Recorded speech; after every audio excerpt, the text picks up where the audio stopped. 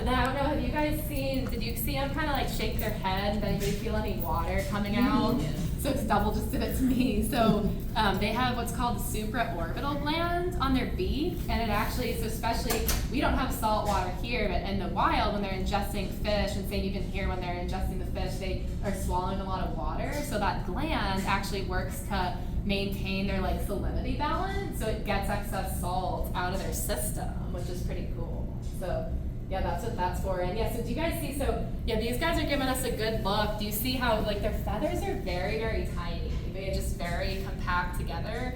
So I actually read, and I don't know, this would take forever to count. Somebody asked me this. So an emperor penguin, somebody counted every feather an emperor penguin had. It was over 80,000 feathers. Isn't that crazy? So all penguins have about like, I would say 40 to 80 feathers per square inch, probably depending on the species and just the sources I've seen. But like the king penguins, you know, especially the emperors, like the kings have some layer of down, but it's that outer stuff that you guys are really seeing. That's their it's waterproofing for them. Oh, we can see some poop. But it's really their waterproofing. So this is kind of incredible. So they actually molt all their feathers at once every single year.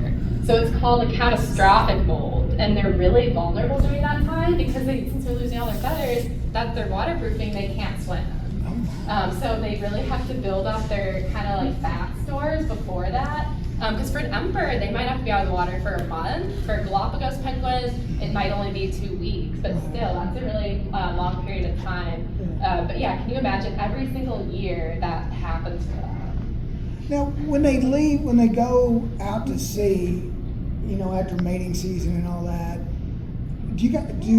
is there studies where they track them and where they swim? Because it seems like they're out to sea a long time. Yeah, no, you're absolutely right. And then as certain, like for the Humboldts actually, like as the Humboldt current, which is actually kind of after their namesake, I was saying, I didn't make any animal artwork today. Sometimes if they step in it, hey guys, they'll kind of like run their feet prints through it, and it gets really messy. But no, that's a really good question, because some of them, yeah, like for the Humboldt current is kind of pushed out further, and the Humboldts we've noticed I think he's getting ready to trumpet. Further. There are some birds that do have, they are working kind of on tracking systems. Right. And I don't know, I actually have a bracelet, it's for an elephant. I've heard of the Fala or the yeah, they sell them in the bracelet. gift store. Yeah. So that's actually very real data Okay. for those birds. But then just so you guys know, it's pretty cool, especially for like elephants.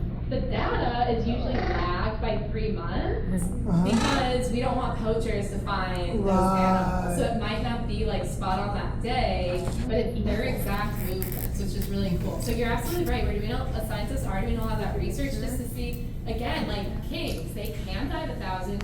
Traditionally they haven't, but are they now? Just to search more fish, like especially for the Humboldts, you know, they have to travel further to find out. So that, yeah, that's Miss Roxanne. I love the one with the red band. She has the same birthday. We both have birthdays of February 5th, so I always remember her birthday. But yeah, as you guys can see, it's kind of fun. They all have different personalities. You guys see, so I think that was double the one back there. They love exploring different textures. So they love walking on that rug back there. Sometimes, Oshie and Leia, there's some of you over here, you can see they're taking a nap on a pile of mats actually in there, which is kind of new. We kind of changed the furniture in there too, so I think they're having fun with that. But yeah, it's kind of just fun to see their different personalities and you know, what they like to explore. But then yeah, these guys, so you see how they're kind of sitting on she's kind of sitting back on her feet there. Yeah. So do you guys notice, just so their feet are big and black, right? And so these guys have orange feet. Hey Roxanne. Usually she's never come up to get a fish. She's been shyer, but I'd like love to. Roxanne, you don't have to put on a red band. Roxanne. But yeah, so these guys, emperors, I think I was saying earlier, just laid 1 egg. But all other species actually lay 2 eggs. And one of the reasons for that too is, you know, that kind of helps if one doesn't survive. Just be careful, don't put your face like too close. Just because I don't want to get poked. Yeah, I don't want them to poke you in the eye. But yeah, Elliot right there is giving you a really good example of like, Liz, are you gonna be getting jealous? You say hi. But yeah, a lot of the other penguin species will lay 2 eggs. A lot of times they might not all make it, but if they conditions, then they're more apt to hatch 2 eggs doubles. Really, do you want to say?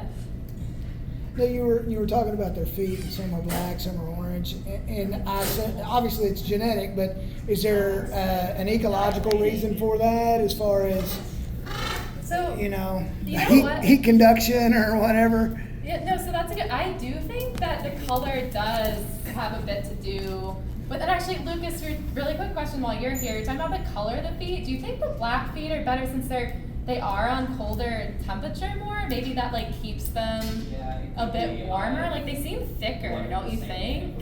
Yeah, it's a good, yeah. Okay, yeah. Because the delis, That would make sense. because the delis live in the Antarctic and they don't have black feet, Yes, right? yeah. So, but yeah, that is a good question. Like, because theirs, I would say, yeah, like seem thicker, their skin on their feet, like the kings, than some of the other warmer weather. Well, I had a friend who did research with geese, and they wondered how they could stand on the ice. And basically, they put like booties on them, like boots, and they would sweat. They would like pant because they were getting hot, and Really? and the feet were real important with like thermoregulation. Well, I was just gonna say their feet actually really are important for thermoregulation. Like speaking of geese, a lot of times, so say if the geese are in the water, so if the water temperature is warmer than outside, they basically have a circulatory system where like the vein and artery, you guys probably seen it, you probably know what I'm talking about, where there's a ton of cross veins between their blood flow that helps keep their body temperature roughly the same. Yeah, so you're absolutely Because right. realistically, they live in the harshest environment in the world. Yeah. I mean, it's cold, No, they 100 do. mile per hour wind, and they're sitting there just It's hanging out in the impressive. group, It's impressive, isn't Yeah, it? it Just is. how amazing, these animals are.